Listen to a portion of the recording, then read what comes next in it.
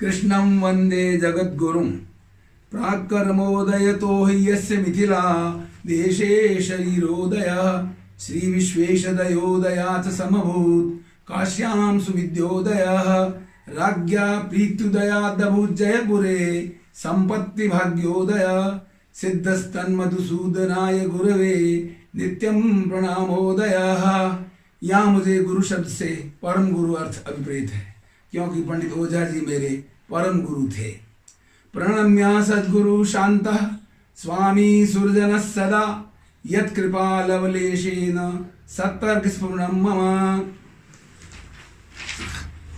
यह परम प्रसन्नता का विषय है कि विद्यावाचस्पति समीक्षा चक्रवर्ती गीता विज्ञान भाष्यकार पंडित मधुसूदन ओझा की सुदीर्घकालिक सारस्वत साधना की पावन भूमि जयपुर में स्थित श्री विश्व गुरुदीप आश्रम शोध संस्थान के द्वारा आज गीता जयंती समारोह का आयोजन किया जा रहा है। इस समारोह में पंडित मधुसूदन ओझा जी के गीता विज्ञान भाष्य के प्रतिपाद्य का वैशिष्ट्य संज्ञक विषय पर व्याख्यान के लिए मुझे निर्देश दिया गया है। एतदर्थ मैं श्री विश्व गुरुदीप आश्रम शोध संस्थान के संरक्षक परम पूज्य स्वामी श्री महेश्वरानंद जी, इस शोध संस्थान के संचालक स्वामी श्री ज्ञानेश्वर पुरी जी महाराज तथा वेद विज्ञानानुरागी स्वामी श्री ज्ञानेश्वर पुरी जी महाराज तथा इस समारोह के संयोजक प्रिय श्री सुरेंद्र कुमार जी शर्मा के प्रति हार्दिक कृतज्ञता व्यक्त करता हूँ। मैं इसी प्रसंग में जार्डन से पधारे हुए स्वामी श्री प्रेमानंद जी और स्वामी श्री हरिपुरी जी के भी प्रति कृतज्ञता प्रकट करता हूँ, जिन्होंने मेरे इस व्याख्यान के लिए वीडियो रिकॉर्डिंग के लिए सुविधा प्रदान की है। यह मेरा परम सौभाग्य था कि जयनारायण व्यास विश्वविद्यालय के पंडित मधुसूदन ओझा शोध प्रकोष्ठ में प्रथम निदेशक के रूप में कार्य सारस्वत वेद विज्ञान विषय सारस्वत साधना करते हुए मैंने सन 2006 में अंतिम ग्रंथ के रूप में मेरे द्वारा हिंदी में अनुदित गीता विज्ञान भाष्य प्रथम कांड का प्रकाशन किया था। इसलिए उस प्रथम कांड के प्रतिपाद्य के वैशिष्ट्य का विवेचन मेरा अभीष्टतम विषय है। आज के व्याख्यान विषय के प्रतिपादन से पूर्व उसकी अंगभूता भूमिका के रूप में भगवत गीता के स्वरूप तथा महात्म्य के अति संक्षिप्त वर्णन के पश्चात विद्यावाचस्पति पंडित ओझा जी के अनुसार कांडत्रयात्मक गीता विज्ञान भाष्य की आवश्यकता का प्रतिपादन सर्वथा अपेक्षित है। यह प्रतिपादन विषय प्रवेश के रूप में उपयुक्त होगा। भगवत गीता के स्वरूप तथा महत्व के विषय में विश्व विश्रुत भारतीय दार्शनिक के विषय में विश्व विश्रुत वेद वैज्ञानिक ऋषि पंडित ओझा जी के कनिष्ठ समकालीन जूनियर कंटेम्पररी विश्व विश्रुत भारतीय दार्शनिक तथा भगवत गीता दर्शन के व्याख्याकार डॉक्टर सर्वपल्ली राधाकृष्णन के विचारों को मैं यहाँ उद्धृत करना उचित समझता हूँ। The Bhagavad Gita is forms part of the Bhishma Parv of the Mahabharata is the most popular religious poem of Sanskrit literature. It is said to be the most beautiful, perhaps the only true philosophical song existing in any known tongue. It is a book conveying lessons of philosophy, religion and ethics. Yet if the hold which a work has on the mind of man is very clue to its importance, then the Gita is the most influential work in Indian thought. The poet makes the teacher the very God descended into humanity. The teacher is the favorite God of India, who is at once human and divine. The message of the Gita is universal in its scope. The Gita stands midway between a philosophical system and a poetic inspiration. It is designed to meet a situation complicated by trouble of conscience and confusion of mind. Indian Philosophy, Volume 1. Bhagavad Gita के स्वरूप और महात्म्य के विषय में उक्त संक्षिप्त और उत्कृष्ट वर्णन से अधिक कहना मेरे लिए असंभव है। प्रथम रहस्य कांड के प्रारंभ में पंडित ओझा जी के शब्दों में गीता का संक्षिप्त स्वरूप परिचय इस प्रकार है। महापुरुष भगवान श्री कृष्ण के द्वारा इस संसार में प्रवर्तित समस्त शास्त्रों में अतिशायी मूर्धन्य कोई अपूर्व गीता शास्त्र नामक विज्ञान है। वो ब्रह्म विद्या और कर्म विद्या दोनों का निरूपक है। अतः उसका आत्मशास्त्रत्व और विज्ञान शास्त्रत्व, योग शास्त्रत्व उपन्न युक्त है। यह गीता शास्त्र नाम से भगवद गीतोपनिषद कहा जाता है। गीता व्याख्या की पूर्व स्थिति और गीता विज्ञान भाष्य की रचना की आवश्यकता। जहां तक मुझे विदित है, भगवद गीता के विषय में यह वस्तु स्थिति आश्चर्यजनक है कि विश्व का कोई भी अन्य ग्रंथ इतनी अधिसंख्य भाषाओं में अनुदित नहीं है। संस्कृत वाङ्मय में भी भगवद गीता पर अधिसंख्य भाष्य और टीकाएं हैं। अंग्रेजी, हिंदी तथा अन्य भारतीय भाषाओं में अन्य किसी भी ग्रंथ की कुल मिलाकर इतनी अधिक व्याख्याएं नहीं हैं। ऐसी स्थिति में विद्या वाचस्पति पंडित मधुसूदन ओझा जी को भगवद गीता पर विज्ञान भाष्य रचना की आवश्यकता क्यों प्रतीत हुई? संस्कृत वाङ्मय में उपनिषद, भगवद गीता, ब्रह्मसूत्र ये तीन ग्रंथ प्रस्थानत्रयी कहलाते हैं, जिसको अंग्रेजी में पाश्चात्य विद्वान लोग ट्रिपल बेसिस कहते हैं। विभिन्न शारीरिक दर्शन प्रस्थानों अर्थात ब्रह्मसूत्र पर आधारित विभिन्न वेदांत प्रस्थानों के प्रवर्तक आचार्यों ने पूर्वग्रह युक्त स्वसांप्रदायिक पूर्वावधारित मत, प्रीकंसीव्ड ओपिनियंस प्रस्थानत्रयी के भाष्यों और टीकाओं में आरोपित किए हैं। प्रस्थानत्रयी पर भाष्य अथवा टीका की रचना प्राचीन प्रमुख दार्शनिकों के लिए एक निकष पाषाण टच स्टोन होती थी। ऐसी स्थिति में भगवद गीता में वास्तविक दर्शन क्या है, यह प्रबुद्ध शिक्षित पाठकों के लिए ही नहीं अपितु संस्कृत विद्वानों के लिए भी दुर्विज्ञेय है। अल्प शिक्षित सामान्य जन तो भगवद गीता के तत्त भाषाओं में अनुवाद का ही पाठ कर लेते हैं। संस्कृतानभिज्ञ शिक्षित प्रबुद्ध पाठक संस्कृत में मूल गीता का पाठ करने में समर्थ नहीं होते हैं। विश्व विश्रुत महादार्शनिक डॉक्टर सर्वपल्ली राधाकृष्णन ने ब्रह्मसूत्र के प्राचीन भाष्यकारों तथा टीकाकारों द्वारा ब्रह्मसूत्र व्याख्या में उनके स्वसांप्रदायिक पूर्वावधारित मतों के आरोपण के कारण खिन्न होकर ब्रह्मसूत्र के वास्तविक दर्शन की दुर्विज्ञेयता का संकेत किया है। जिन मनीषी विद्वानों ने सांप्रदायिक दृष्टिकोण न होने पर भी अंग्रेजी अथवा हिंदी अथवा अन्य प्रादेशिक भाषाओं में गीता की व्याख्या की है, उनमें से अधिकतर ने उनके निजी पूर्वावधारित दृष्टिकोणों, ओन प्रीकंसीव्ड व्यूज के अनुसार व्याख्या की है। अतः उन व्याख्याओं से भी प्रबुद्ध शिक्षित पाठकों के लिए गीता का वास्तविक रहस्यार्थ सुविज्ञेय नहीं है। डॉक्टर सर्वपल्ली राधाकृष्णन ने गीता में एक सुसंगत सिद्धांत न मानने के कारण विभिन्न गीता व्याख्याकारों की भी विप्रतिपन्न स्थिति का संकेत करते हुए कहा है, finding that the Gita is not a consistent piece of doctrine, different writers try to account for it in different ways in his philosophy volume 1। इस प्रसंग में प्रबुद्ध शिक्षित श्रोताओं तथा पाठकों से मेरा निवेदन है कि वे पंडित मधुसूदन ओझा शोधक प्रकोष्ठ की ग्रंथमाला में प्रकाशित मेरे द्वारा हिंदी में अनुदित श्रीमद् भगवद गीता विज्ञान भाष्यम प्रथम कांड में वेद विज्ञान रहस्यविद पंडित अनंत शर्मा जी के किमप्यावश्यकम तथा अनुवाद की भूमिका को अवश्य पढ़ें। पूर्व वर्णित चिंतनीय विषम परिस्थिति के कारण भगवद गीता का रहस्य विज्ञान भाषित न होने से ही पंडित मधुसूदन ओझा जी को कांडत्रयात्मक गीता विज्ञान भाष्य की रचना में संप्रवृत्त होना पड़ा। वे स्वयं को न तो किसी वेद वेदांत प्रस्थान का प्रवर्तक मानते थे और न किसी अन्य पूर्ववर्ती आचार्य द्वारा प्रवर्तित वेद वेदांत प्रस्थान के अनुयायी थे। अतः उनके द्वारा गीता विज्ञान भाष्य में स्वसंप्रदायानुरोधी पूर्वावधारित मतों के आरोपण का प्रश्न ही नहीं उठता है। उन्होंने गीता विज्ञान भाष्य के प्रथम कांड के प्रारंभ में ही मंगल श्लोक तथा भाष्य व्याख्या में स्पष्ट संकेत कर दिया है कि गीता में 4 विद्याएं हैं, 24 उपनिषदें हैं और 160 उपदेश हैं। उनका कथन है कि गीता ऐतिहासिक रूप कषाय से अनुरक्त हो गई है, अतः पाठकों को उसमें विज्ञान भाषित नहीं होता है। जिसने ब्रह्म विज्ञान में अच्छी तरह प्रवेश, प्राथमिक ज्ञान, प्राइमरी नॉलेज नहीं किया है, उसको विद्या विषयक गीता हृदय, गीता रहस्य प्रतिभाषित नहीं होता है। गीता की बहुत सी व्याख्याएं हैं, वे श्लोकों का शब्दार्थ बतलाने का प्रयत्न करती हैं, वे विद्याओं को नहीं बतलाती हैं। गीता का वैदिक रहस्यार्थ लोगों द्वारा अति दूर प्रक्षिप्त कर दिया गया है। यह गीता विज्ञान भाष्य इसका अर्थात वैदिक रहस्यार्थ का पुनरुद्धार करेगा। पृष्ठ 29-30।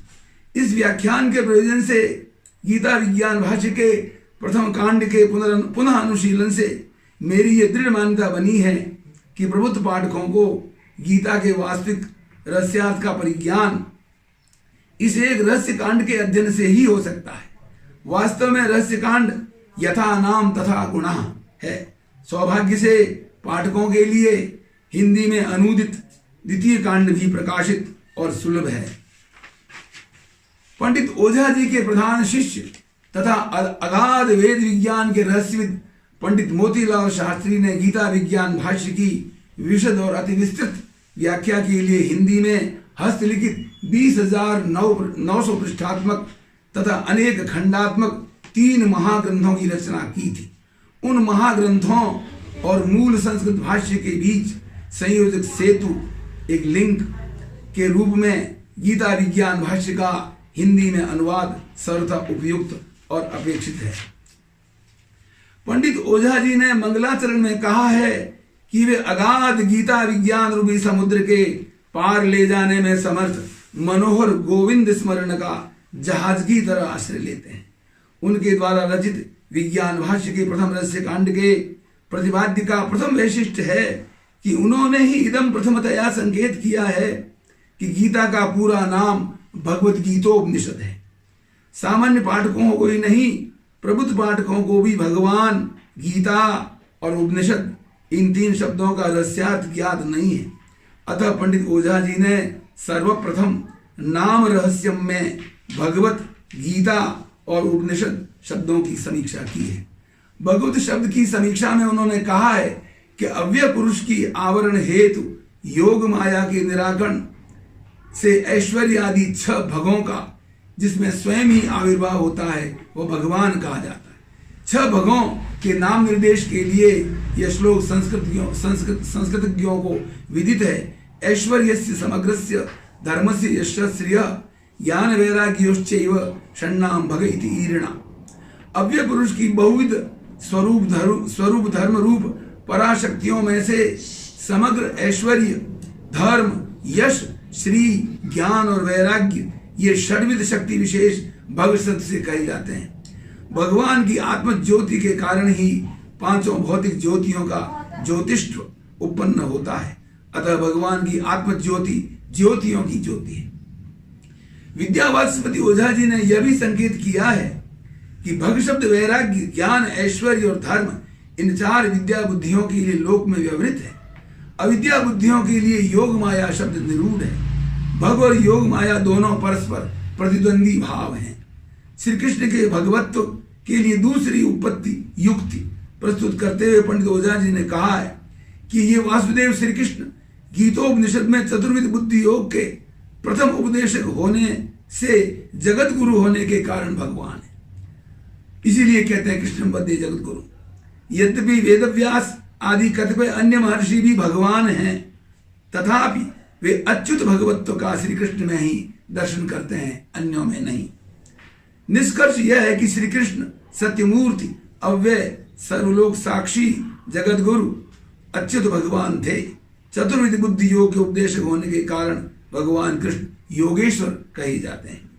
भगवान श्री कृष्ण के द्वारा विद्या चतुष्टयी गीयमान अर्थात उपदिश्यमान गाई जाती हुई नहीं, गीयमान अर्थात उपदिश्यमान है। अतः यह भगवत गीता कही जाती है। भगवान द्वारा गीता अर्थात उपदिष्टा। इस प्रकार यहाँ तृतीया तत्पुरुष समास है। यह उल्लेखनीय है कि समस्त गीता व्याख्याकार भगवत गीता को स्मृति अर्थात लोग स्मृति को केवल मनुस्मृति आदि समझते हैं। स्मृति शब्द का व्यापक अर्थ है वेदानुसारी शास्त्र। इसलिए हम दर्शनों को भी स्मृति कहते हैं। जैसे शंकराचार्य ने भी कहा है दर्शनानि स्मृतया। तो स्मृति अर्थात वेदानुसारी शास्त्र मानते हैं, न कि श्रुति। डॉक्टर सर्वपल्ली राधाकृष्णन ने भी कहा है it is not looked upon as a shruti or revealed scripture but is regarded as a smriti or a tradition, Indian philosophy volume 1। Pandit Ojha ji के गीता विज्ञान भाष्य रहस्य कांड के प्रतिपाद्य का यह महनीय वैशिष्ट्य है कि उन्होंने अच्युत भगवान के द्वारा प्रथम दृष्ट होने के कारण अव्यय ब्रह्म विषयक और बुद्धियोग कर्म विषयक श्री कृष्ण वाक्य को श्रुति की तरह माना है। इस प्रसंग में उन्होंने दृष्टुर्वाक्यम श्रुति और श्रोतुर्वाक्यम स्मृति, इस प्रकार श्रुति और स्मृति का संक्षिप्तम लक्षण प्रस्तुत किया है, जो पाश्चात्य तथा पाश्चात्य पद्धति के अनुयायी भारतीय वेदिज्ञों के लिए चक्षुरुन्मीलनकारी आई ओपनर है। गीता तो साक्षात दृष्टा का वाक्य है, इसलिए भगवत गीतोपनिषद नाम पूर्णतया सार्थक है। पंडित ओझा जी जानते थे कि पूर्वग्रहग्रस्त और पूर्व परंपराबद्ध भारतीय वेदज्ञों और दार्शनिकों को गीता का उपनिषद रूप श्रुति स्वरूप स्वीकार्य नहीं होगा। अतः उन्होंने तुष्यतु दुर्जन न्याय, संस्कृत में अनेक न्याय है, एक ये भी है कि चलो दुर्जन को संतुष्ट रहने दो, हम दूसरी कल्पना करते हैं। तुष्यतु दुर्जन न्याय से अब उपनिषद के दो भेद माने हैं, श्रौती उपनिषद और स्मार्ती उपनिषद।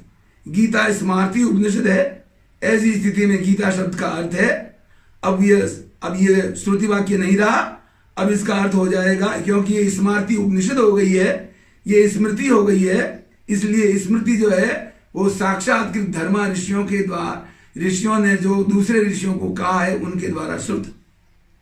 तो पहले किसी तत्वदृष्टा के द्वारा उपदिष्ट अर्थ का पुनः उपदेश, साक्षात उपदेश नहीं। मतलब पंडित ओझा जी के विज्ञान भाष्य से यह पहली बार संकेत प्राप्त होता है कि भगवत गीता यह स्त्रीलिंग शब्द, विशेष शब्द उपनिषद का विशेषण है। यह गीता शब्द विशेषण होने पर भी बाद में क्रम से स्मार्ती उपनिषद के अर्थ में रूढ़ सर्वजन स्वीकृत हो गया। भगवत गीतोपनिषद इत्यादि शब्द व्यवहार में गीता शब्द के विशेषण होने पर भी गीता शास्त्र इत्यादि व्यवहार स्वतंत्र रूप से प्रयोग में देखा जाता है। इत्यादि व्यवहार गीता के स्मार्ती उपनिषद होने के उत्पादक तर्कों तथा ज्ञान योग शास्त्रत्व की अनुपत्ति के खंडन पर तर्कों के पश्चात यह निष्कर्ष प्रस्तुत किया गया है कि इस प्रकार बुद्धि योग निष्ठात्मक ज्ञान योग निष्ठा रूपी इस भगवत गीता की उपनिषद स्वरूपता के समीचीन रूप से ज्ञात होने पर श्रुति में कथित परिगणित न होने के कारण भगवत गीता का स्मार्त स्वरूप स्मार्ती उपनिषद ही मानना युक्ति संगत है। परंतु यह आप न सोचें कि यह पंडित ओझा जी का सिद्धांतवाद है। यहां पंडित ओझा जी क्या कहते हैं,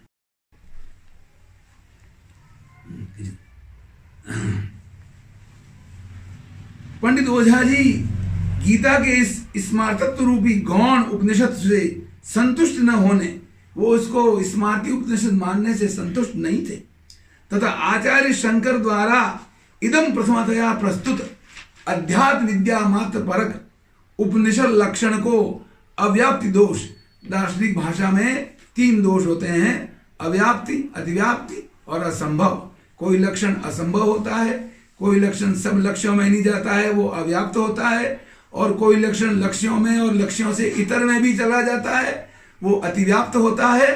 ये दार्शनिकों के लिए 3 लक्षण के दोष हैं मुख्य रूप से। तो वो मधुसूदन जी शंकरकृत उपनिषद के लक्षण को अव्याप्ति दोष, fault of too narrowness, it is too narrow से ग्रस्त मानने के कारण वे अतिकुशल तार्किक प्रोफाउंडली एमिनेंट लॉजिशियन के रूप में कहते हैं कि गीता के उपनिषत्व का पूर्वोक्त उपादन जस्टिफिकेशन बाय रीजनिंग्स, उपादन का अर्थ होता है, दार्शनिक इस शब्द को बहुत प्रेरित करते हैं और मैं प्रबुद्ध श्रोताओं के लिए कह देता हूं, युक्तियों से प्रतिपादन। उपादन का अर्थ है युक्तियों द्वारा प्रतिपादन, जस्टिफिकेशन बाय रीजनिंग्स। इस पूर्वोक्त उपादन अन्यों अर्थात प्रतिवादी आचार्यों के मतानुसार ये इसको पूर्व पक्ष मान लेते हैं। अब उनका सिद्धांत पक्ष, वे अपना सिद्धांत प्रस्तुत करते हुए कहते हैं वयम तु ब्रूमा। हमारे दार्शनिकों की ये शैली है और आत्मा के लिए आदर अर्थ में वयम शब्द का प्रयोग करते हैं, इसलिए वयम तु ब्रूमा, ये वो कहते हैं, हम तो ये कहते हैं। क्या कहते हैं मधुसूदन जी? वयम तु ब्रूमा नैतत् आत्मविद्यात्वम एतस्य उपनिषद शब्दस्य पदार्थावच्छेदकम भवति।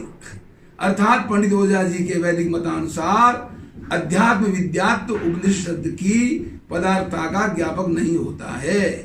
यह उल्लेखनीय है कि आचार्य शंकर ने कठोपनिषद भाष्य के उपोद्घात में उपनिषद शब्द को अध्यात्म विद्या मात्र परक व्युत्पत्ति लभ्य लक्षण प्रस्तुत किया है, जो उपनिषद वाङ्मय के अध्येता संस्कृतज्ञों तथा भारतीय दर्शन शास्त्र के विद्वानों को विदित और स्वीकार्य है। पंडित ओझा जी को आचार्य शंकर कृत सामान्य उपनिषद लक्षण अस्वीकार्य है। उनके अनुसार तत्त कर्म समूह की इतिकर्तव्यता प्रॉपर परफॉर्मेंस उचित रूप से करणीयता के विशिष्ट प्रकार के हर एक चीज का कार्य करने का एक विशिष्ट प्रकार होता है। उस प्रकार के युक्ति पूर्वक प्रतिपादक के रूप में व्यवस्थित विज्ञान सिद्धांत के लिए उपनिषद निरूढ़ प्रचलित है। किसी भी कर्म को प्रतिपादित करने के लिए कोई न कोई सिद्धांत होता है।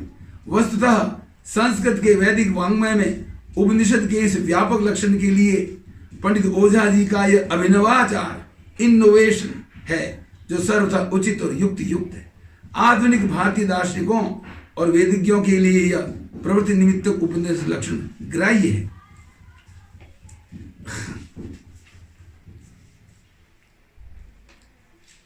गीता के उपनिषत्व और उपनिषद के इस नूतन लक्षण के विवेचन के लिए एक स्वतंत्र व्याख्यान हो सकता है। पंडित ओझा जी ने स्वोक्त उपनिषद लक्षण को सामान्य जनों के लिए सुबोध बनाने हेतु कहा है। उर्दू भाषा में उसूल शब्द से, पाश्चात्य भाषा में प्रिंसिपल शब्द से जो अर्थ बतलाया, प्रिंसिपल PRINCIPLE शब्द से जो अर्थ बतलाया जाता है, उसी के लिए संस्कृत भाषा में उपनिषद शब्द प्रयुक्त किया जाता है। यह सिद्धांत है। पंडित ओझा जी के प्रधान शिष्य पंडित मोतीलाल शास्त्री ने हिंदी गीता विज्ञान भाष्य भूमिका के प्रथम खंड में कहा है, हाँ, उसूल एवं प्रिंसिपल शब्द निर्वचन प्रणाली से शून्य रहते हुए अवैज्ञानिक है। इधर हमारा उपनिषद शब्द निर्वचन भाव के कारण वैज्ञानिक शब्द है। यही तो संस्कृत भाषा का महत्व है। पेज 113। यह मेरा तर्क है कि उपनिषद तो दाष्टान्तिक है और उसूल तथा प्रिंसिपल शब्द उपनिषद के लिए दृष्टांत है। दृष्टांत और दाष्टान्तिक में पूर्ण साम्य नहीं हो सकता। वेद वाचस्पति पंडित मोतीलाल शास्त्री ने उपनिषद विज्ञान भाष्य भूमिका, जो 3 खंडों में है हिंदी में, उसके प्रथम खंड में पंडित ओझा जी के गीता विज्ञान भाष्य प्रथम कांड के उपनिषद लक्षण विवेचन का 42 पृष्ठों में, जो एक लघु पुस्तिका हो सकती है, 42 पृष्ठों में अति विस्तृत प्रतिपादन किया है, जो जिज्ञासु श्रोताओं और पाठकों के लिए पठनीय है। प्रासंगिक रूप से यह उल्लेखनीय है कि पंडित ओझा जी ने शारीरिक विमर्शा, जो मेरे द्वारा अनुदित और प्रकाशित है, उपलब्ध है नामक ग्रंथ में उपनिषद का संक्षिप्त लक्षण, आप लोग श्रोता लोग यदि इस दीर्घ लक्षण से थोड़े भयभीत हो रहे हैं तो इसका संक्षिप्त लक्षण भी है। कर्मणाम इति कर्तव्योपाधिका विद्या उपनिषद, किन्हीं भी कर्मों के प्रॉपर परफॉर्मेंस का प्रतिपादन करने वाली विद्या। उनकी प्रॉपर परफॉर्मेंस कैसे होती है उसको बताने वाला जो साइंटिफिक थ्योरी, उसको बताने वाली जो विद्या, वो उपनिषद है। पेज 204। पंडित ओझा जी के अनुसार विज्ञान सिद्धांत को उपनिषद शब्द का लक्षण मानने पर ही निम्नलिखित वैदिक उद्धरणों में प्रयुक्त उपनिषद शब्द सार्थक होता है। अब देखिए, आप पहला उद्धरण दे रहा हूं, वह है अरण्यमिया न पुनरेयादिति उपनिषद। ये उद्धरण उपनिषद का है और स्वयं भगवान शंकराचार्य ने ब्रह्मसूत्र भाष्य में उद्धृत किया है। आचार्य शंकर ने ब्रह्मसूत्र भाष्य में उपनिषद वाक्य उद्धृत किया है, जिसका अर्थ यह है कि वानप्रस्थ की उपनिषद, वानप्रस्थ का मौलिक सिद्धांत, वानप्रस्थ व्यक्ति की उपनिषद यह है कि एक बार अरण्य में चला गया सो चला गया, वो वापस न लौटे। यह तो उपनिषद में उपनिषद हो गई, उपनिषद के अंदर भी ये फिर वो थी उपनिषद, तो उपनिषद में उपनिषद हो गई है। तो ऐसी स्थिति में आचार्य शंकर ने अध्यात्म विद्यात्व को उपनिषद का अवच्छेद कैसे मान लिया है? जब वो स्वयं देख रहे हैं कि उपनिषद में भी उपनिषद है, तो फिर वहां अध्यात्म विद्या में अध्यात्म विद्या कैसे होगी? दूसरा उदाहरण, नानात विद्याचा विद्याच स यदैव विद्या विद्या करोति श्रद्धया उपनिषदा तदेव वीर्यवत्तरम भवति। जो आदमी कोई युक्ति से साइंटिफिक थ्योरी से काम करता है तो वही तो वीर्यवत्तर सफलतर होता है। वो कोई अनाड़ी ढंग से करे तो वो कार्य सफल थोड़ी होता है। इस प्रकार छांदोग्य उपनिषद के वाक्य में लोक और वेद में सामान्य रूप से सभी कर्मों के अभिप्राय से उपनिषद शब्द का प्रयोग किया जाता है। एक और उदाहरण शतपथ ब्राह्मण का, तस्य हवा एतस्य अग्नेर वागेव उपनिषद। और अनेक उदाहरण हैं, अनेक उपनिषदों को छोड़कर आरण्यकों ब्राह्मणों के उदाहरण हैं जिनमें उपनिषद शब्द का प्रयोग हुआ है, तो वे तो अध्यात्म विद्या नहीं है। यज्ञों में कर्म प्रकरण के अंत में कर्मों के असांकर्य, असांकर्य मतलब नॉन मिक्सचर, असांकर्य से आत्मविद्या प्रकरण के पृथक ज्ञात होने पर, कर्मों से बिल्कुल पृथक ज्ञात होने पर उसके लिए भले ही उपनिषद शब्द का व्यवहार होता है, परंतु पंडित ओझा जी कहते हैं कि एतावता इतना होने से यह उपनिषद न तो आत्मविद्या में ही अथवा न वेदांतों में ही, वेदांतों उपनिषदों में ही नियमित सीमित होता है। महर्षि वेदव्यास के वेदस्य उपनिषद सत्यम, वेदस्योपनिषद सत्यम, दानस्योपनिषद दमः, सुखस्योपनिषद स्वर्ग, स्वर्गस्य उपनिषद क्षमा, इस वचन से भी पंडित ओझा जी द्वारा प्रस्तुत उपलक्षण विज्ञान सिद्धांत मौलिक रहस्य जो उपनिषद लक्षण है वो समर्थित है, सपोर्टेड है। यह मैं अपनी ओर से तैत्तिरीयोपनिषद की शिक्षावल्ली, शायद श्रोता और पाठक समझे कि मैंने उच्चारण अशुद्ध कर दिया है, वास्तव में वैदिक शब्द है शिक्षा। तैत्तिरीय उपनिषद में शिक्षा नाम नहीं है, शिक्षावल्ली है। अब बाद में उसका शिक्षा क्यों हो गया वैयाकरण जाने। तो तैत्तिरीय उपनिषद की शिक्षा, मैं वैयाकरण नहीं हूं दार्शनिक हूं। तैत्तिरीय उपनिषद की शिक्षावल्ली के 11वें अनुवाक से एक वाक्य उद्धृत करता हूं, वह है एषा वेदोपनिषद, अर्थात यह वेदों की उपनिषद है, यह वेदों का रहस्य विज्ञान है, यह वेदों की सीक्रेट थ्योरी है। यदि आचार्य शंकर के अनुसार अध्यात्म विद्या उपनिषद है तो फिर उन्होंने इस वाक्य के भाष्य में, इसी वाक्य के भाष्य में एषा वेदोपनिषद, इसी वाक्य के भाष्य में वो क्या कह रहे हैं? वेदोपनिषद का अर्थ कर रहे हैं वो वेद रहस्यम, अर्थ कैसे प्रस्तुत कर दिया है। तैत्तिरीयोपनिषद रूपी अध्यात्म विद्या में अध्यात्म विद्या तो नहीं हो सकती। इस अनुवाक में तो आचार्य वेदाध्ययन की समाप्ति होने पर शिष्यों को सदाचार का उपदेश देता है। ये तो वह उपदेश है जो आजकल हमारे विश्वविद्यालयों में भी दीक्षांत समारोह के अवसर पर कुलपति अथवा कुलाधिपति सत्यम वद धर्मम चर, इस प्रकार का जो ये शिक्षावल्ली का भाग है उसका वो पाठ करते हैं। तो प्राचीन काल में जो विद्या समाप्त करने के पश्चात गृहस्थ आश्रम में प्रवेश उन्मुख होने वाले विद्यार्थियों के लिए आचार्य का उपदेश है। इसमें कोई अध्यात्म विद्या तो नहीं है। फिर ये उपनिषद कैसे कह दिया?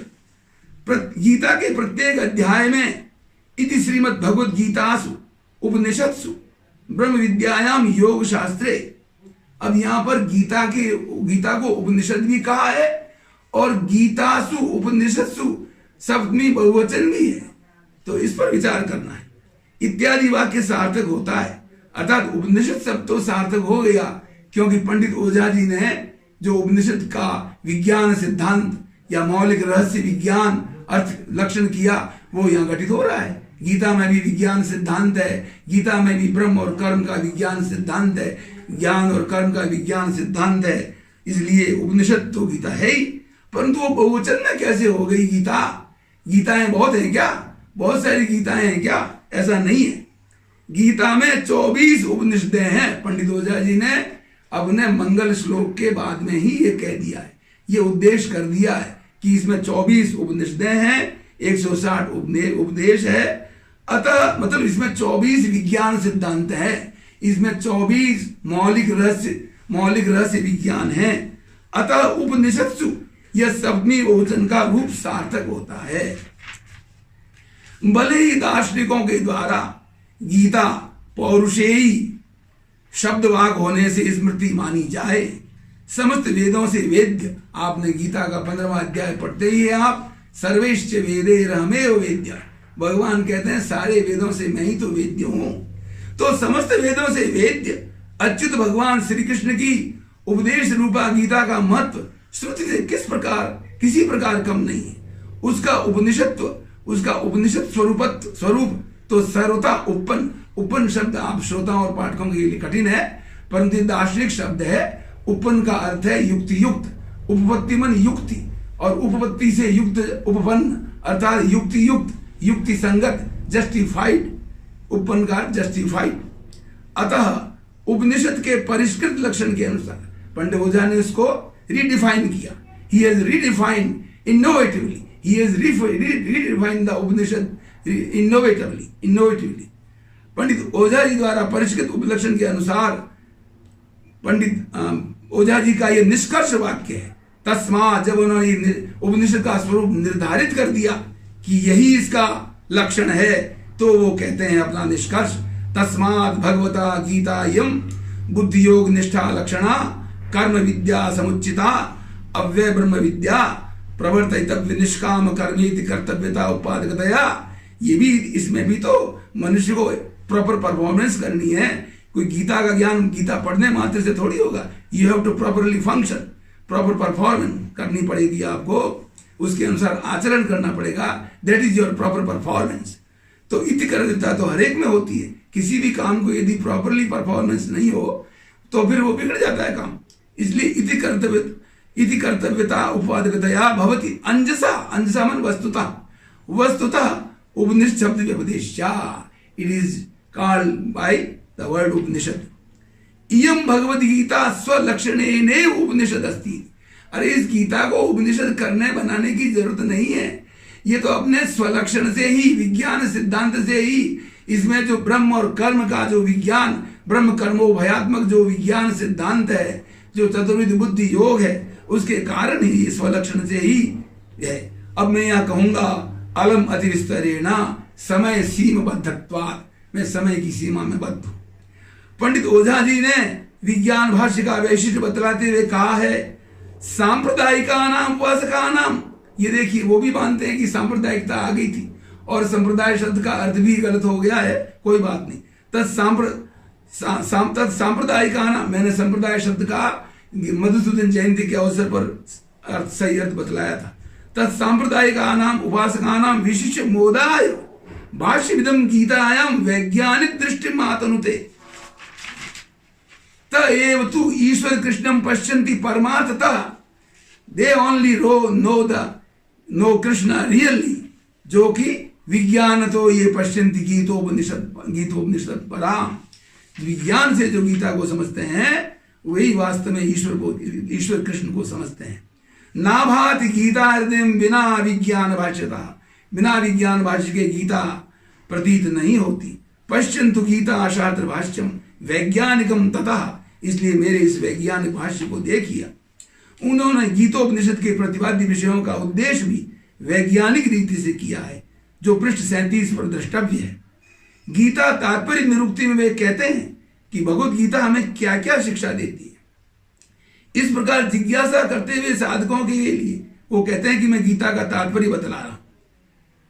10 तात्पर्य है। आत्मयोग, आत्मस्वरूप, आत्मा का पृथक, धातुद्वय विद्या कर्म, धातु साम्य, बुद्धि योग, चतुर्विध विद्या, त्रिवीर्य, ब्रह्म क्षत्र विद लक्षण, शोक कारण, शोक निवारण, तथा जिस प्रकार ईश्वर साधर्म्य, हमको भगवान से साम्य स्थापित करना है ना, तब जाके हम भगवान बनेंगे।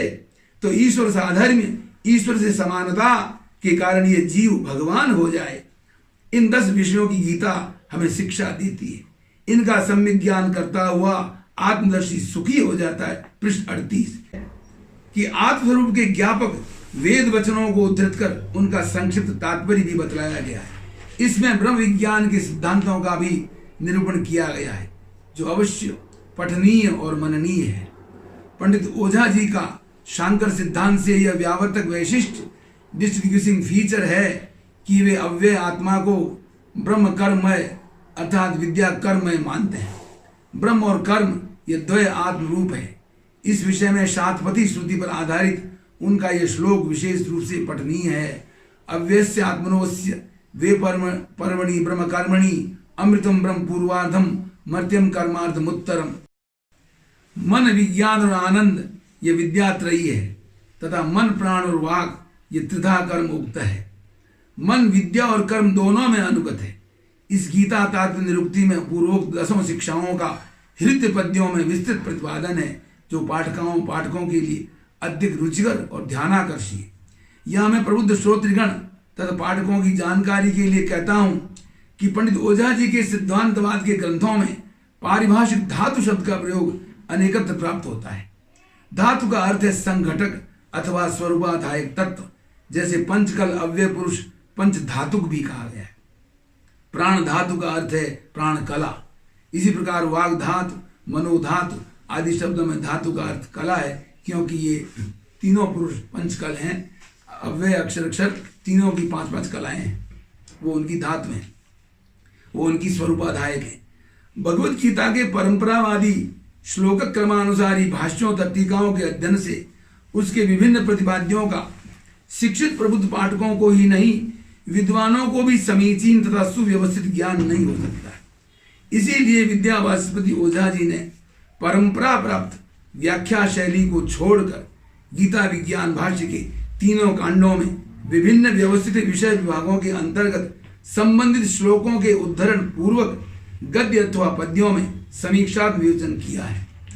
भगवत गीतोपनिषद के विज्ञान भाष्य के अध्ययन से मुझे यह अनुभूति होती है कि स्वयं योगेश्वर अच्युत भगवान श्री कृष्ण ने कलयुग में समीक्षा चक्रवर्ती पंडित मधुसूदन ओझा के रूप में श्री कृष्ण जन्माष्टमी तिथि के अवसर पर अंशावतीर्ण होकर संप्रदायानुरोधी तथा पूर्वावधारित मतानुसारी व्याख्याओं के कारण भगवत गीतोपनिषद के विलुप्त रहस्य विज्ञान का पुनरुद्धार किया है। यह हमारा परम सौभाग्य है कि भगवत गीतोपनिषद का ऐसा दिव्य विज्ञान भाष्य उपलब्ध है।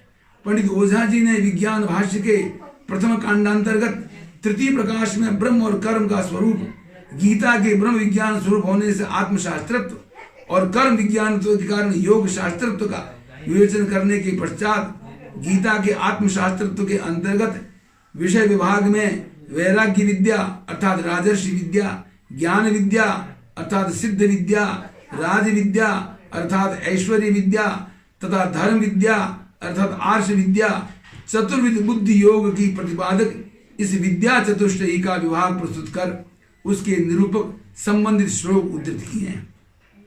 अन्य प्रासंगिक विषयों के विवेचन के अंत में गीता शास्त्र के प्रवृत्ति निमित्त का निरूपण किया गया है।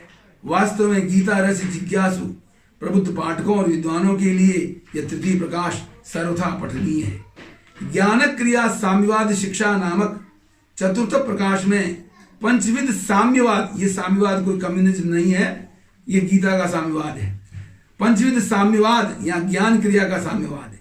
पंचविध साम्यवाद का स्वरचित हृदय पद्यों में विशुद्ध निरूपण के पश्चात अंत में साम्यवाद निष्कर्ष तथा सर्व निष्कर्ष प्रस्तुत किया गया है। उन्होंने निष्कर्ष में कहा है कि 5 साम्यवादों में से अनासक्त और निष्काम साम्यवाद के विषय में भगवान विशेष रूप से अपनी सम्मति बतलाते हैं। पूर्वोक्त चारों विद्याओं में तारतम्य से प्रामाण्य वैराग्य स्वरूपा राजर्षि विद्या भगवत प्रिया है, जिसका उन्होंने विष्णु रूप में सर्वप्रथम उपदेश विवस्वान को दिया था, और वही विद्या क्रमेण मनु, इक्ष्वाकु तथा जनक आदि राजर्षियों को प्राप्त हुई। इसलिए मैंने जब विज्ञान भाष्य प्रथम कांड का प्रकाशन किया तो अर्जुन और कृष्ण का वाला चित्र, प्रचलित चित्र नहीं दिया, और सूर्य को उपदेश देते हुए भगवान विष्णु का चित्र कहीं से ढूंढकर उसमें सम्मिलित किया है। स एवायम तेद्य योग प्रोक्त पुरातन। इस भगवत गीता वाक्य में, भगवत वाक्य में योग शब्द से प्राधान्य वैराग्य बुद्धि योग और सामान्यतया चतुर्विध बुद्धि योग विवक्षित है। पंडित ओझा जी ने पंचम प्रकाश में संक्षिप्त गीता, लक्ष्य गीता के अंतर्गत भक्ति योग, कर्म योग, ज्ञान योग तथा बुद्धि योग, ये बुद्धि योग उनका चतुर्विध बुद्धि योग नहीं है, केवल बुद्धि योग है, इन 4 योगों के अनुयायियों के मतों का पृथक पृथक निरूपण किया है। उन्होंने प्रारंभ में ही ये संकेत कर दिया है कि उपासकों की रुचि वैचित्र के कारण ये चार पृथक योग प्रतीत होते हैं, उन पर विचार किया जाना चाहिए। छठे प्रकाश में प्राचीन आर्यद्वीप भारतवर्ष के 9 उपद्वीपों में अग्निकोणस्थ बाली द्वीप में गीता सार के रूप में प्रसिद्ध 70 श्लोकात्मक 70 श्लोकास, उसका नाम है Gita Saptati, collection of 70 shlokas of the Gita. Gita Saptati शीर्षक पूर्वक उद्धृत है इस कांड में। वे कहते हैं खेद है कि ये मत अति श्रद्धेय नहीं है। इस प्रकार का जो सार किया है वो श्रद्धेय नहीं है, ऐसा हम पंडित ओझा जी मानते हैं, क्योंकि गीता श्लोक सप्तति में क्रम का संदर्भ समीचीन नहीं है। गीता पाठकों के लिए ध्यातव्य है कि विद्यावाचस्पति ओझा जी ने गीता विज्ञान भाष्य में चतुर्विध बुद्धि योग को मुख्य प्रतिपाद्य मानते हुए भी शिव महिमन स्तोत्र की रुचि नाम वैचित्यादिकुटिल नाना पदजुषाम इस लोक वृत्त सूचक उक्ति को ध्यान में रखकर भगवत गीता के तात्पर्य के प्रतिपादक अन्य समस्त मतों और योगों का भी निरूपण कर दिया है। वास्तव में यह उनकी महती औदार्य मति को प्रदर्शित करता है। कोई भी गीता पाठक और गीता दर्शन विशेषज्ञ पंडित ओझा जी पर दोषारोपण नहीं कर सकता है। इस प्रकार के विवेचन से यह अभिप्राय प्रतीत होता है कि पंडित ओझा जी का यह आग्रह अपील नहीं है कि गीता पाठक अपनी अन्य योग निष्ठा को छोड़कर चतुर्विध बुद्धि योग का ही अनुसरण करें। उनका केवल यह सत परामर्श है कि यद्यपि गीता का वास्तविक प्रतिपाद्य चतुर्विध बुद्धि योग है, तथापि जिस पाठक साधक की जिस योग के प्रति रुचि हो वह उसका अनुसरण करे। यहाँ यह वस्तुस्थिति उल्लेखनीय है कि ओझा जी द्वारा प्रतिपादित चतुर्विध बुद्धि योग में विभिन्न उपासकों द्वारा रुचि वैचित्र के कारण अनुसृत बुद्धपूर्वक चारों योगों का अंतर्भाव हो जाता है। इस पंडित ओझा जी ने यह भी संकेत कर दिया है कि पूर्वोक्त लोक प्रचलित योगों में भक्ति योगोपदेश ईश्वर भक्त उपासकों के मतानुसार गीता विषय, कर्म योगोपदेश कर्मनिष्ठ योगियों के मतानुसार गीता विषय, ज्ञान योगोपदेश कर्म संन्यासी सांख्यों के मतानुसार गीता विषय और बुद्धि योगोपदेश भागवतों वैष्णव भक्तों के मतानुसार गीता विषय। इस प्रकार यहाँ तक मैंने गीता विज्ञान भाष्य के रहस्य कांडांतर्गत गीता नाम रहस्य और गीता शास्त्र रहस्य इन 2 प्रकरणों के प्रतिपाद्य के वैशिष्ट का संक्षेप से विवेचन कर दिया। इस प्रकार यहाँ तक मैंने गीता विज्ञान भाष्य के रहस्य कांडांतर्गत गीता नाम रहस्य और गीता शास्त्र रहस्य का इन 2 प्रकरणों के प्रतिपाद्य के वैशिष्ट का संक्षेप से विवेचन कर दिया। अंतिम और प्रमुख प्रतिपाद्य गीता विषय रहस्य के वैशिष्ट विवेचन से पहले ओझा जी के गीता विज्ञान भाष्य का समग्र रूप से यह वैशिष्ट उल्लेखनीय है कि उन्होंने गीता के विभिन्न विषय विभागों और शीर्षकों, उनसे संबंधित श्लोक समूह के चयन तथा प्रत्येक विषय विभाग के अंतर्गत श्लोकों की गणना, यह त्रयी उनकी दिव्य प्रातिभ अंतर्दृष्टि की परिचायक है। उनसे अतिरिक्त किसी भी पूर्ववर्ती अथवा परवर्ती गीता व्याख्याकार ने इस शैली का प्रवर्तन नहीं किया है। हाँ, इसके अनुसरण करता विज्ञान भाष्य के एकमात्र हिंदी व्याख्याकार पंडित मोतीलाल शास्त्री हैं। गीता विज्ञान भाष्य के 3 कांडों में द्वितीय कांड का तो नाम भी शीर्षक कांड है, क्योंकि उन्होंने शीर्षक बहुत बनाए। अब गीता विषय रहस्य के अंतर्गत आत्मनिर्वचनम, त्रियोग निर्वचनम और चातुर्विद्य निर्वचनम, इन 3 प्रकरणों के प्रतिपाद्य के वैशिष्ट का संक्षेप से विवेचन किया जा रहा है। आत्मनिर्वचन में के अंतर्गत पहले आत्मदर्शन समीक्षा, अर्थात दूसरे शब्दों में दर्शन शास्त्र समालोचना। यहाँ उन्होंने दर्शन शास्त्रों की समालोचना की है जो उनके वैदुष्य की परिचायक है, और बाद में ब्रह्म कर्म समीक्षा प्रस्तुत की गई। विषय रहस्य में निगूढ़ गीता हृदय का संक्षिप्त निरूपण है, जैसा कि पंडित ओझा जी ने उपक्रम पद्य में संकेत किया है। न ब्रह्म वैज्ञानिक बोधवंतरा गीता रहस्यम प्रतिभाति कर रिचित तस्मात् तावद निरूपिते निगूढ़ गीता हृदय समासता कहते संक्षेप। आत्मदर्शन समीक्षा के पंडित ओझा जी आत्मदर्शन समीक्षा में पंडित ओझा जी का प्रथम वाक्य दर्शन शास्त्रों से गीता का वैशिष्ट प्रदर्शित करता है। गीता को वो विज्ञान शास्त्र मानते हैं, कहते हैं वो दर्शनों से ऊपर है। अपूर्व अर्थ का उपदेशक यह भगवत गीता शास्त्र विज्ञान शास्त्र है, और ऐसा होता हुआ भी दर्शन शास्त्रों की संपूर्णता का संपादन करता है।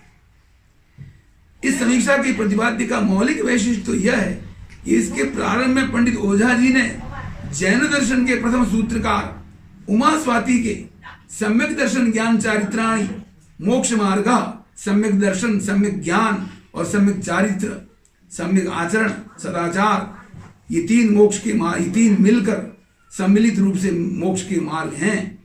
इस सूत्र के अनुसार सर्वसाधारण विश्व विद्या के तीन पर्व माने हैं। वो कहते हैं जो कॉस्मोलॉजी है, जो विश्व विद्या है, उसकी तीन पर्व हैं, सम्यक दर्शन, सम्यक ज्ञान और सम्यक चारित्र या सम्यक चारित्र। या ओझा जी के विषय में यह कहा जा सकता है, if necessary he transcends all philosophical systems and schools with a view to arriving at the truth.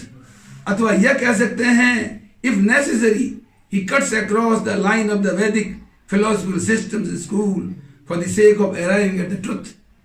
विषय रहस्य में आत्मदर्शन समीक्षा में जैन दर्शन मतानुसार निरूपण का रहस्य यह है कि पंडित, जैसा मुझे समझ में आया है, जैन दर्शन सिद्धांत का रहस्य यह है कि पंडित ओझा जी की तरह कोई भी वैदिक दर्शन प्रस्थान अव्यय आत्मा को विद्या कर्मो भयात्मक नहीं मानता। इसी प्रकार कोई भी वैदिक दर्शन प्रस्थान सम्यक दर्शन, सम्यक ज्ञान और सम्यक चारित्र की त्रयी को मोक्षोपाय नहीं मानता। गीता का चतुर्विध बुद्धि योग भी ज्ञान कर्मो भयात्मक है। ऐसी स्थिति में पंडित ओझा जी को जैन दर्शन से ही समर्थन प्राप्त होता है। अतः तत्वार सूत्र के प्रथम सूत्र में निर्दिष्ट सम्यक दर्शन, सम्यक ज्ञान और सम्यक चारित्र का उन्होंने समर्थन किया है। जैन दर्शन के सम्यक चारित्र से उन्हें निष्काम सत्कर्म ही, निष्काम अनासक्त सत्कर्म ही अभिप्रेत है। यह प्रसंगवशात उल्लेखनीय है कि पंडित ओझा जी ने वेद धर्म व्याख्यानम नामक ग्रंथ के द्वितीय व्याख्यान स्वरूप द्वितीय भाग में ये ज्ञानादेव मुक्तिर्भवति नार्थक कर्मणा इति अभिमानेन कर्मसु न सज्जन्ते ते नितांतम अशास्त्र मर्मज्ञा भ्रांता पदे पदे स्खलन्ति पापीयांसो भवन्ति दुखेश्च युज्यन्ते तस्मात् तथा न व्यवस्येत्। It should not be decided like that. इस वैदिक सिद्धांत के समर्थन के लिए कर्मण्येवाधिकारस्ते मां फलेषु कदाचन मां कर्म पर हेतुर्भू माते संगोस्त कर्मणि। जन सामान्य के लिए तो यह एक श्लोक ही पर्याप्त है। गीता की कर्म सिद्धांत, अन्य विस्तार तो विद्वानों के लिए है। गीता की कर्म सिद्धांत विषयक इस चतुसूत्री, हमारे यहाँ ब्रह्म सूत्र के पहले 4 सूत्रों को चतुसूत्री कहते हैं। वो वेदांत का नट शैल है, उसमें पूरे वेदांत का सार आ जाता ब्रह्म। तो इसलिए गीता की भी मैं इसको चतुसूत्री कहता हूँ। इसमें 4 कर्मों में अधिकार है, फलों में कभी नहीं, कर्म फल के हेतु मत बनो और अकर्म में आसक्ति मत करो, ये चतुसूत्री है। तो इसको मैं कर्म सिद्धांत विषयक चतुसूत्री कहता हूँ। क्वाड्रुपल मैक्सिम के अनुसार ही तत्वार सूत्रकार आचार्य उमा स्वाति के प्रथम सूत्र को आदरपूर्वक उद्धृत किया है। वहां पहले तो गीता के श्लोक को उद्धृत किया है और बाद में कहते हैं आचार्य भी आहु सम्यक दर्शन ज्ञान चारित्राणि मोक्ष मार्ग इति। फिर पृष्ठ 204 पंडित ओझा जी सम्यक दर्शन को सम्यक ज्ञान का पूर्वापेक्षित प्रीरिक्विजिट मानते हैं। जैन दर्शन की तरह उन्होंने दर्शन शास्त्र को शारीरिक विमर्श में प्राथमिक पदार्थ दर्शन बतलाया है। वे ब्रह्मसूत्र और गीता को छोड़कर और दर्शन शास्त्रों को प्राथमिक पदार्थ दर्शन मानते हैं। They are primary philosophies. परंतु जैन दर्शन में, परंतु यहां मेरी समालोचना है, परंतु जैन दर्शन में सूत्रोक्त दर्शन, सम्यक दर्शन में जो दर्शन शब्द है वह दर्शन शास्त्र से भिन्न है। वे गीता विज्ञान भाष्य प्रथम कांड की आत्म समीक्षा और शारीरिक विमोक्ष नामक ग्रंथ में दर्शन को अवग्रह मात्र मानते हैं। जैन दर्शन में जो अवग्रह, जैन दर्शन में जो परंतु जैन दर्शन के तत्वार्थ श्रद्धांत रूपी दर्शन साम्यवहारिक प्रत्यक्ष के प्रथम भेद अवग्रह से भिन्न है। वह चेतन जीव का आभ्यंतर चैतन्याकार परिणमन रूपी उपयोग भी माना जाता है। वेद विज्ञान से अतिरिक्त जैन न्याय शास्त्र का भी अध्येता होने के कारण मैंने स्वल्पमति से यह तुलनात्मक समीक्षा प्रस्तुत की है। दर्शन शास्त्र प्रस्थानों के आचार्य तो उनके दर्शन शास्त्र को उद्देश्य, लक्षण और परीक्षा, वो कहते हैं कि हम डेफिनेशन देते हैं, हम एग्जामिनेशन करते हैं, हम इन्वेस्टिगेशन करते हैं, तो हमारा दर्शन प्राथमिक पदार्थ दर्शन कैसे हुआ? इसलिए वो कहते हैं वे अपने दर्शनों को प्राथमिक पदार्थ दर्शन नहीं मानते हैं। आत्मदर्शन समीक्षा में पंडित ओझा जी ने उचित ही कहा है कि दर्शन अथवा विज्ञान के 3 अधिकरणों की प्रकल्पना की जाती है। अधिभूत, या तो अधिभूत का वर्णन प्रधान है, या अध्यात्म का वर्णन प्रधान है, या अधिदैवत। ये विश्व पदार्थ भी त्रिधा विभक्त है, आदि भौतिक, आध्यात्मिक, आदिदैविक पदार्थ। वैशेषिक शास्त्र आदि भौतिक है। प्राधानिक शास्त्र अर्थात सांख्य में प्रकृति को प्रधान भी कहते हैं, इसलिए उस प्रधान को मानने वाले दार्शनिक सांख्यों को प्राधानिक कहा है। प्राधानिक मतलब सांख्य दार्शनिक। सांख्य शास्त्र आध्यात्मिक ही है। शारीरिक शास्त्र ब्रह्मसूत्र के लिए शारीरिक शास्त्र प्रसिद्ध है। शारीरिक जीव, शरीर में स्थित जीवात्मा को शारीरिक कहते हैं, और उसका शास्त्र शारीरिक शास्त्र ब्रह्मसूत्र आदि दैविक है। यह प्राधान्य के कारण कहा गया है। अनुसंग आवश्यक परिणाम के रूप में तो सब में सब धर्म निरूपित है।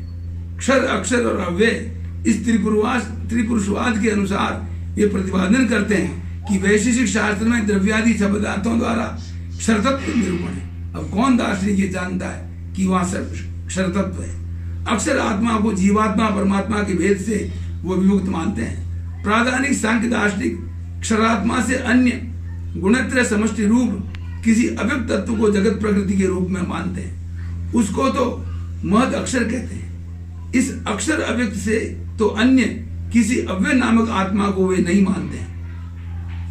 इस महद अव्यक्त की ही तो व्यक्तावस्था होने के कारण यह संपूर्ण विश्व उत्पन्न होता है।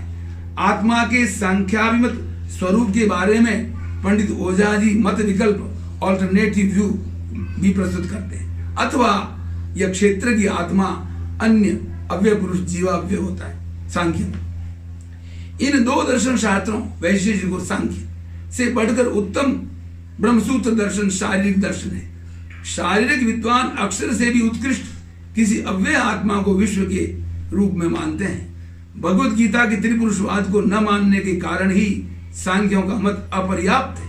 इसका विस्तृत प्रतिपादन किया गया है। भगवत गीता का आदेश है कि उस प्राज्ञ आत्मा को अव्यक्त अर्थात अक्षर पुरुष में निगूढ़ आत्मा में परिवसित कल्मिनेटेड जानना चाहिए।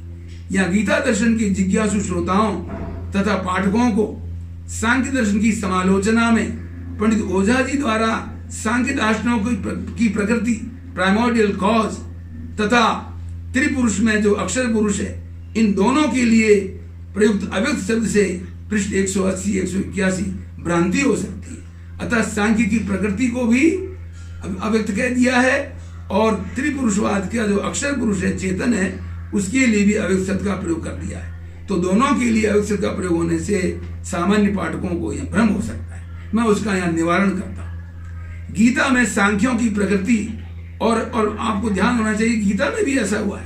गीता में सांख्यों की प्रकृति और अक्षर पुरुष, अक्षर आत्मा, दोनों के लिए अव्यक्त शब्द का प्रयोग किया गया है। वस्तुस्थिति यह है कि सांख्य दार्शनिक प्रकृति के लिए अव्यक्त पर्याय शब्द का प्रयोग करते हैं। सांख्य दर्शन में प्रकृति को प्रधान भी कहते हैं, अव्यक्त भी कहते हैं। तो वहां तो अव्यक्त शब्द प्रकृति का पर्याय है। सांख्यों के अव्यक्त के लिए पंडित ओझा जी ने महद अक्षर शब्द का प्रयोग किया है, न कि निरुपद अक्षर शब्द का। केवल अक्षर शब्द का प्रयोग कर नहीं सकते, क्योंकि केवल अक्षर सांख्यों की प्रकृति हो नहीं सकता। वस्तुतः गीता में अक्षर पुरुष के लिए अव्यक्त शब्द विशेषण भूत है, जैसा कि अव्यक्तोक्षरा 8वें अध्याय का 21वां श्लोक इस प्रयोग से स्पष्ट है। गीता में अक्षर के लिए तो अव्यक्त विशेषण है, और वैसे भी केवल अव्यक्त का भी प्रयोग किया गया है। गीता के 8वें अध्याय के 20वें श्लोक में अव्यक्त, यहाँ केवल शब्द है, यहाँ विशेषण नहीं है, पर 2 शब्द हैं। एक शब्द 2 बार प्रयोग किया गया और भिन्नार्थक है। गीता के 8वें अध्याय के 20वें श्लोक में अव्यक्तो अव्यक्तात्, अव्यक्त अव्यक्त से। अब अव्यक्त अव्यक्त से ये क्या है?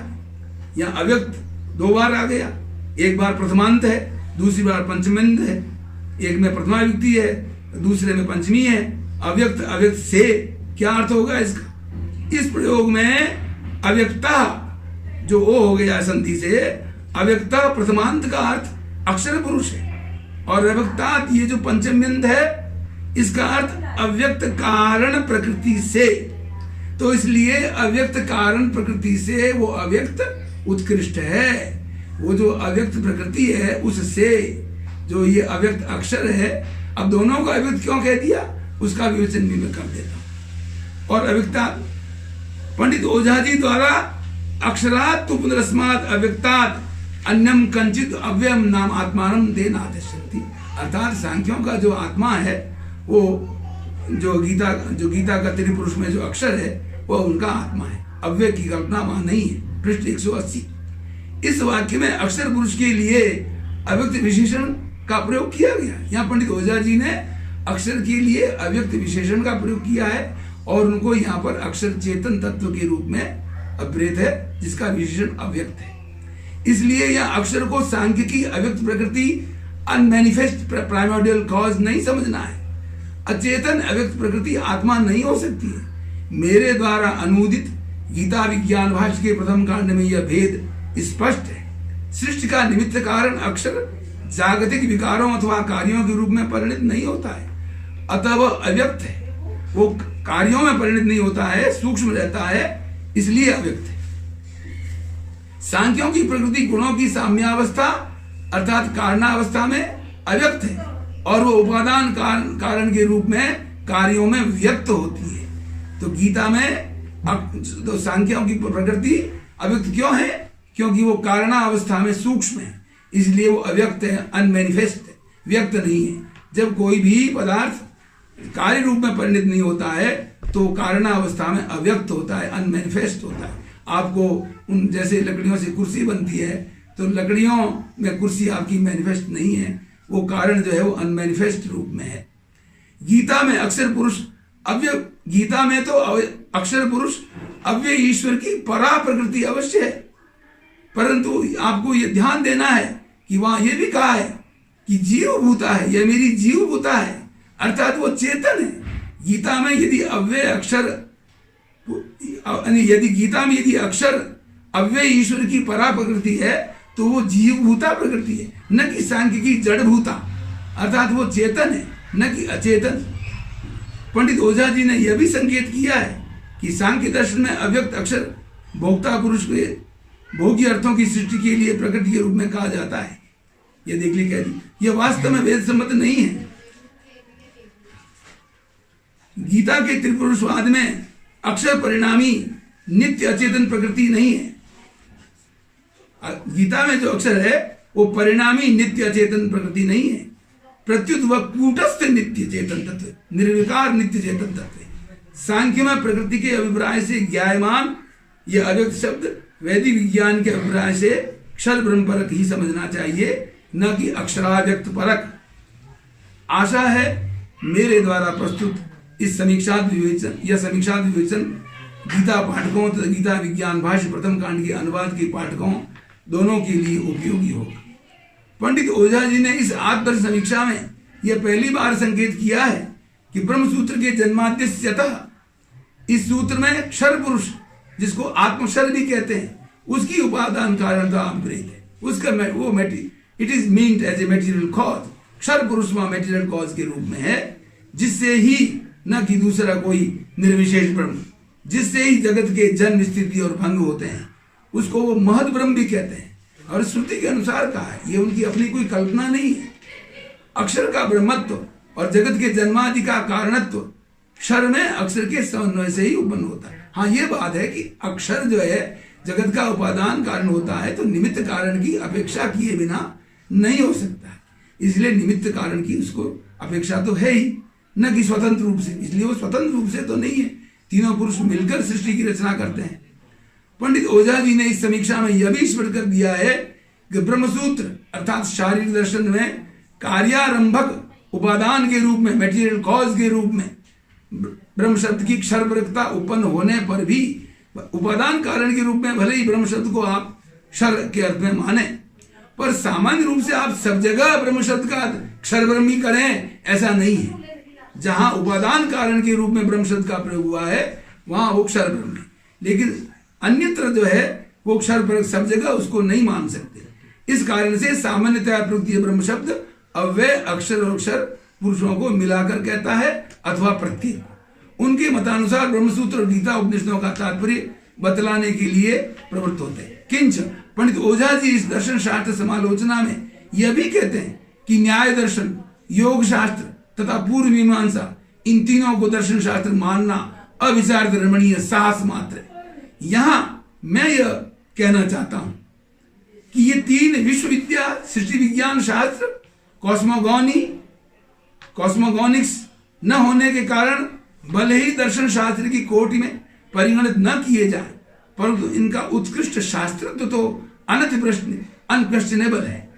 न्याय शास्त्र वाद जल वितंडा के लिए अपेक्षित समस्त पदार्थों का प्रतिपादक तथा अनुमान वाक्यात्मक तर्क शैली का प्रथम प्रवर्तक होने के कारण सर्वदर्शनोपयोगी है। इसीलिए कहा है गौतम प्रत्यम शास्त्रम सर्वशास्त्रोपकारक।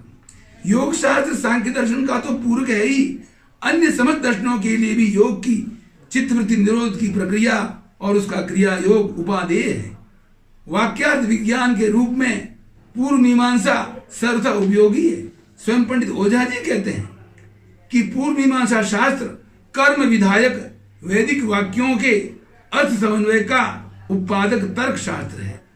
यह कथन सर्वथा सत्य है कि पंडित ओझा जी ने ही गीता विज्ञान भाष्य के प्रथम कांड में पहली बार ऐसी सूक्ष्म दर्शन शास्त्र समीक्षा समालोचना की है जो आधुनिक भारतीय दार्शनिकों के लिए अध्येतव्य है। यह अज्ञात विषय है दार्शनिकों के लिए। इस प्रकार की समालोचना न तो संस्कृत में दर्शन शास्त्र ग्रंथ पढ़ाने वालों को ज्ञात है और न दर्शन शास्त्र विभागों में पढ़ाने वाले भारतीय दर्शन के अध्यापकों को ज्ञात है, क्योंकि गीता का विज्ञान भाष्य वहां कहीं पाठ्यक्रम में या उसकी विषय वस्तु कहीं पाठ्यक्रम में नहीं है। अन्य ग्रंथों में उनका समीक्षात्मक दृष्टिकोण सर्वथा मौलिक और अति विशिष्ट है। इस प्रकार उन्होंने वेद विज्ञान विषयक समीक्षात्मक ग्रंथों की रचना द्वारा समीक्षा चक्रवर्ती उपाधि को अक्षर सह सत्य और सार्थक सिद्ध कर दिया है। उन्होंने वेद तत्व समीक्षा नामक उत्कृष्ट ग्रंथ की रचना की थी जो दुर्भाग्य से उपलब्ध नहीं है। उन्होंने शारीरिक विमर्शा और वेद धर्म व्याख्यानम नामक ग्रंथों में उसका नामोल्लेख किया है। आत्मनिर्वचन नामक प्रकरण की आत्मदर्शन समीक्षा में त्रिपुरुषवाद के प्रासंगिक निरूपण में अनेक अभिनव तथ्यों का संकेत किया है। उदाहरणार्थ इस समीक्षा में जावाल उपनिषद की अग्निशोमात्मकम जगत इस उक्ति को सार्थक करते हुए पंडित ओझा जी ने कहा है कि क्षर ब्रह्म की प्राण वाक अन्नाद ये जो तीन कलाएं हैं ये अग्नित्रय सत्य है तथा अप और अन्न ये जो दो कलाएं हैं ये सोमत्वय ऋत है। इस अग्नित्रय में सोमत्वय की आहुति से अग्निशोमात्म विश्व की उत्पत्ति होती है। अंत में आत्म निष्कर्ष की तालिका देने में भी वो अति कुशल है। कोई भी दार्शनिक उनकी तरह या उनके प्रधान शिष्य मोतीलाल शास्त्री जी ने तो अनेक हजारों तालिकाएं बनाई हैं। तालिका भी जो प्रकाशित भी है, तालिका भी पाठकों के लिए अवलोकनीय और विचारणीय है। व्यावहारिक रूप से आत्मवेद होने पर भी परमार्थ आत्मिकत्व ज्ञातव्य है। पंडित ओझा जी द्वारा रचित सिद्धांतवाद के अनेक ग्रंथों में मुख्य प्रतिपाद्य समान होने पर भी सब में भाषा शैली की नवीनता और अतिरिक्त प्रतिपाद्यों का निरूपण प्रबुद्ध पाठकों तथा विद्वानों के लिए ध्यानाकर्षी है। वैदिक वाङ्मय के अति दुर्बोध सिद्धांतों का संस्कृत की प्रवाहमयी पद्यात्मक भाषा शैली में प्रतिपादन उनके अलौकिक वैदुष्य का परिचायक है। उनके संस्कृत गद्यात्मक ग्रंथ मध्यकालीन दर्शन शास्त्रीय भाषा शैली में रचित है। ब्रह्म कर्म समीक्षा में पंडित ओझा जी ने उपक्रम में वैदिक सिद्धांत के अनुसार अव्यय ईश्वर को ब्रह्म कर्म में बतलाने के पश्चात अनेक मतों की समीक्षा की है।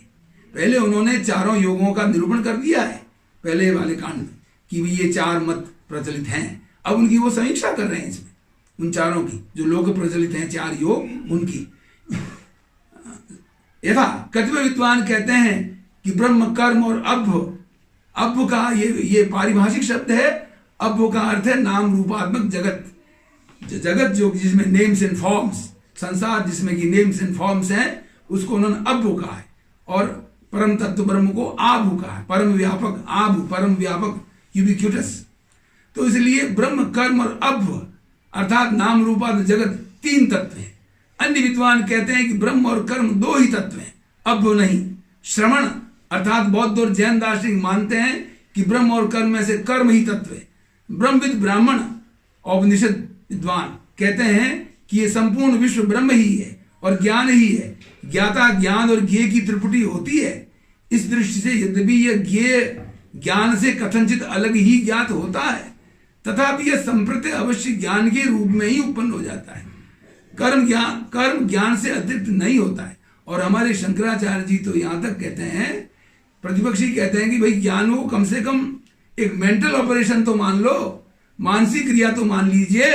लोग वो कहते हैं ननु ज्ञान को मैं मानसिक क्रिया भी मानने के लिए तैयार नहीं हूं, क्योंकि उस ब्रह्म में क्रिया का गंध मात्र भी, लेश मात्र भी प्रवेश नहीं है। जबकि पंडित ओझा जी का जो अव्यय ईश्वर, अरे सगुण ब्रह्म में तो कर्म का प्रवेश मानना पड़ेगा, और बिना कर्म के वो सृष्टि कैसे करेगा।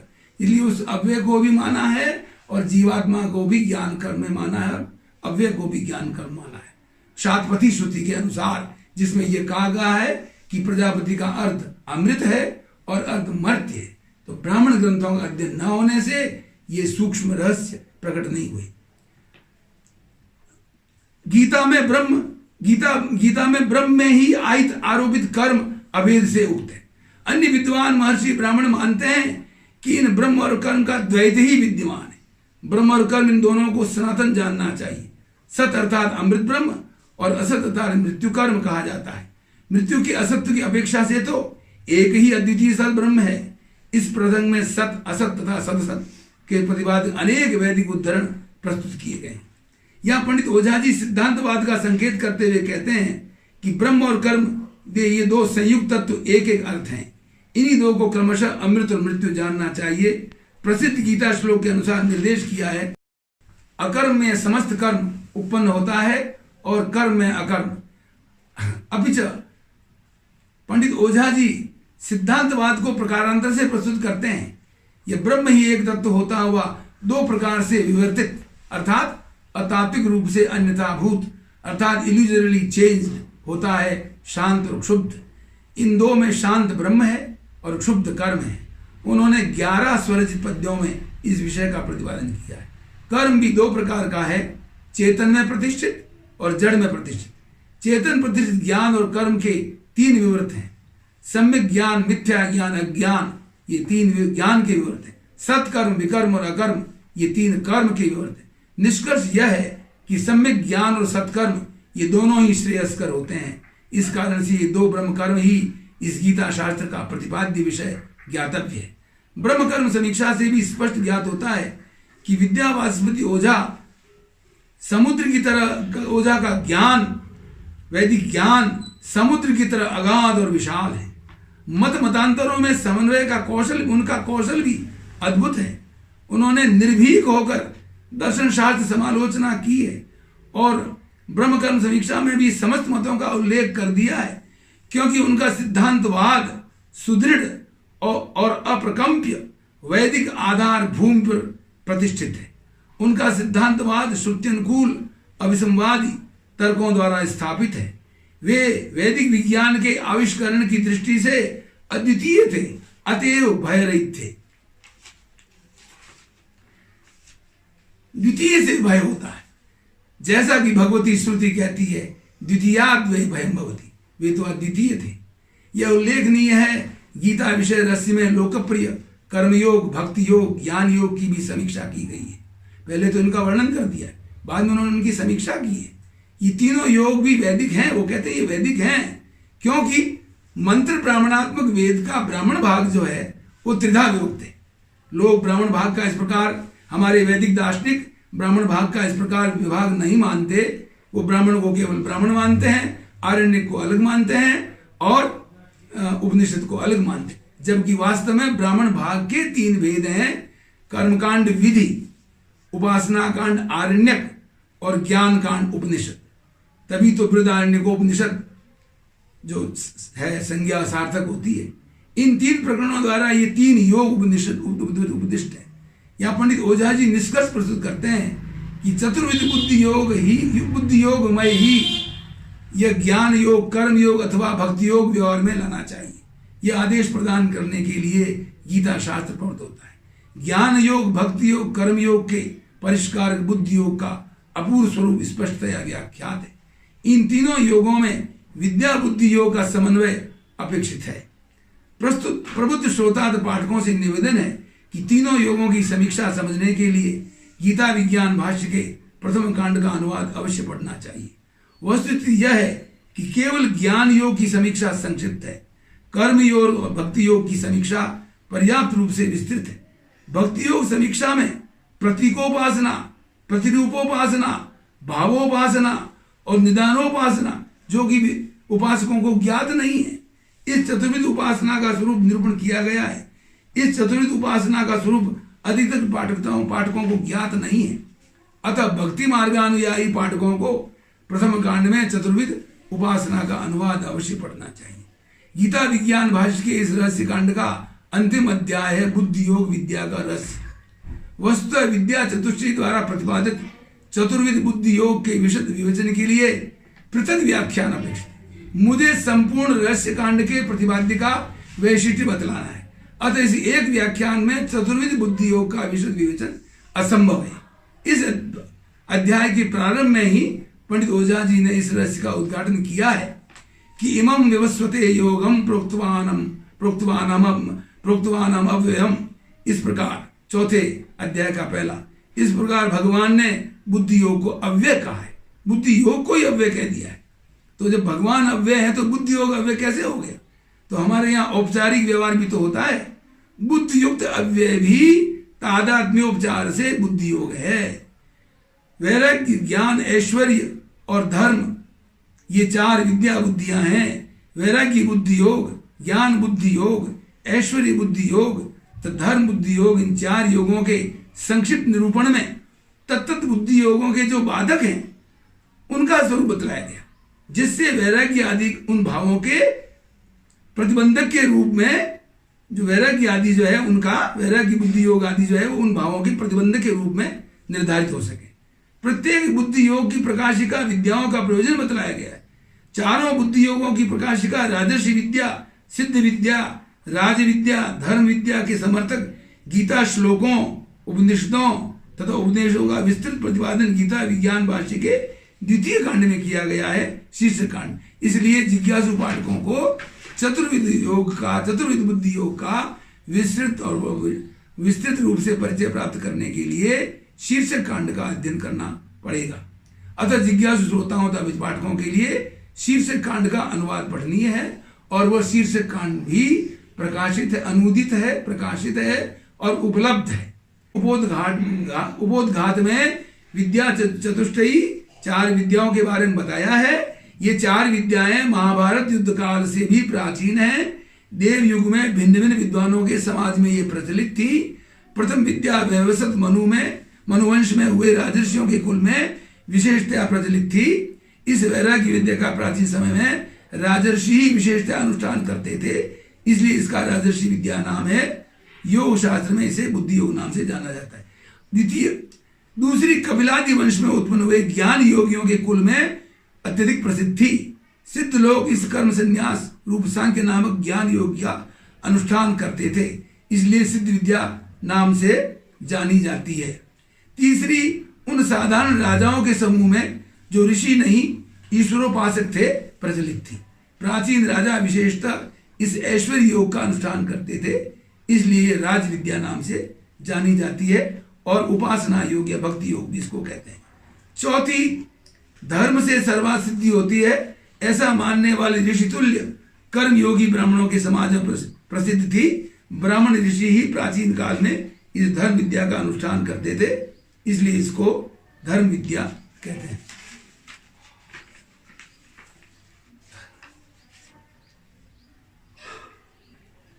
ये 3 अन्य विद्याएं प्राचीन होने पर भी भगवत गीता द्वारा प्रदर्शित 4 प्रकार की बुद्धि योग विद्याओं में शास्त्रानुयोग ये प्रकरण इस प्रकार है इसके। अन्य सब विद्याओं में राजर्षि विद्या नामक वैरागी विद्या ज्येष्ठ तथा श्रेष्ठ, क्योंकि अत्यंत प्राचीन देव युग में उत्पन्न हुए विवस्वान से प्रचारित होने के कारण यह अति प्राचीन है। राजर्षियों के मूल पुरुष विवस्वान को सबसे प्रथम भगवान ने इसका उपदेश दिया था, क्योंकि भगवान ही इसके प्रणेता थे। और अन्य 3 विद्याओं के लिए भगवान की न्यूनाधिक अनुमति ही देखी जाती है। प्रथम का तो भगवान ने सबसे पहले मनु के पिता विवस्वान को उपदेश दिया था। इस प्रकार से शीर्षक कांड में वर्णन मिलता है।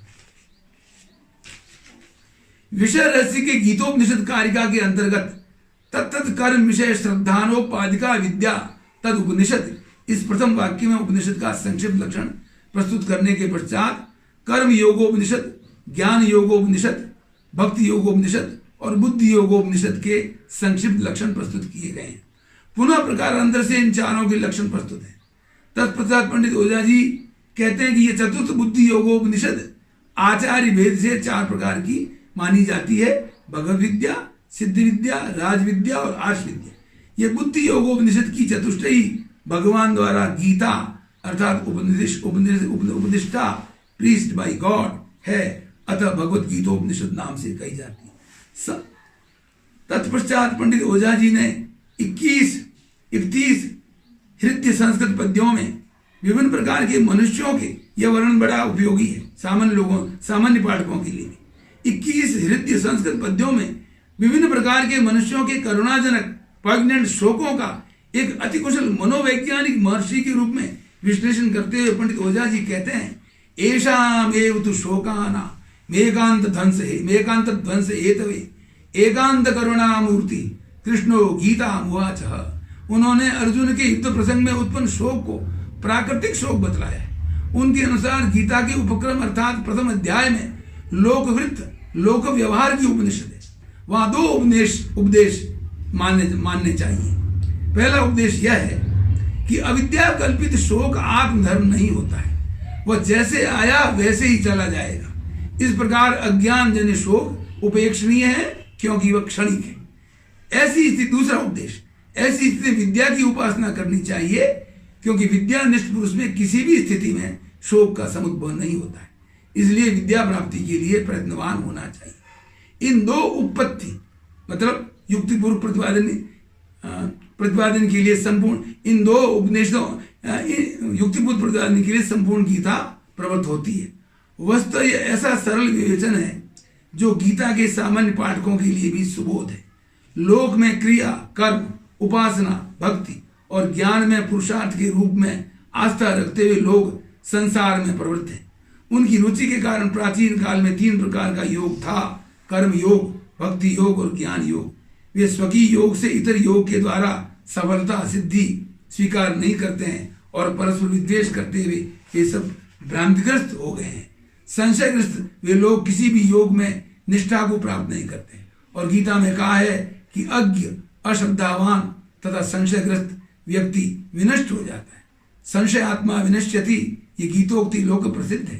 पंडित ओझा जी यह भी कहते हैं कि उन 3 योगों में से भक्ति योग का तो सर्वथा निषेध नहीं किया जाता, क्योंकि कष्टों को सहन करने में असमर्थ अज्ञानी जनों के लिए भक्ति ही उपयोगी होती है।